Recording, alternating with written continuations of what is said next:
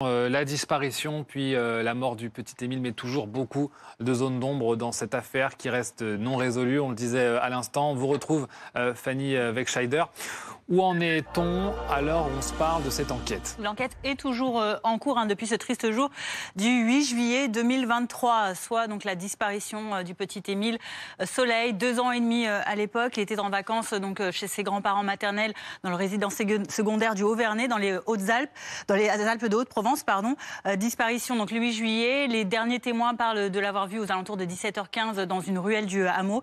Et le 18 juillet, déjà une ouverture donc d'informations judiciaires qui donc marque le début de cette enquête. Pendant 8 mois quasiment, il va y avoir beaucoup de recherches menées et peu de résultats, avec par exemple des battues citoyennes qui ont été menées, la fouille de domiciles, de véhicules, l'interrogation également d'habitants. Il y a également eu une dalle qui a été détruite pour pouvoir inspecter les lieux, un lac qui a été investigué également, ou encore le domicile d'un agriculteur un temps suspecté qui a été aussi donc perquisitionné, une reconstitution menée, tout cela donc sans donner de résultats jusqu'à cette découverte majeure. Ces découvertes majeures, on est le 30 mars 2024 et une promeneuse découvre dans la forêt, à moins de 2 km du hameau du Haut-Vernay, le crâne et des dents donc du petit Émile. Elle les donne le lendemain aux forces de l'ordre.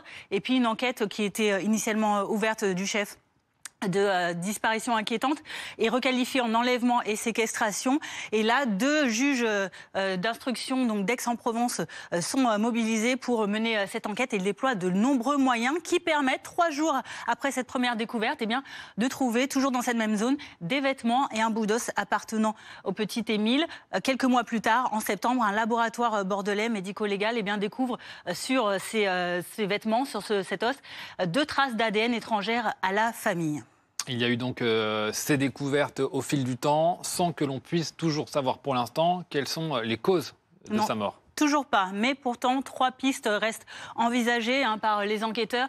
Celle d'une mort accidentelle, le petit Émile qui se serait perdu, qui aurait erré, qui serait tombé donc dans ce rocher et qui se serait déshydraté jusqu'à sa mort. Celle également d'un homicide involontaire, un accident de la route, un accident domestique, qui se serait suivi d'une dissimulation de corps. C'est ce qui a été envisagé notamment lorsque ce jeune agriculteur a été interrogé, piste écartée depuis. Et puis également une 3e hypothèse, celle d'un crime, suivi également d'une dissimulation de corps qui a été donc étayée par la découverte du printemps 2024.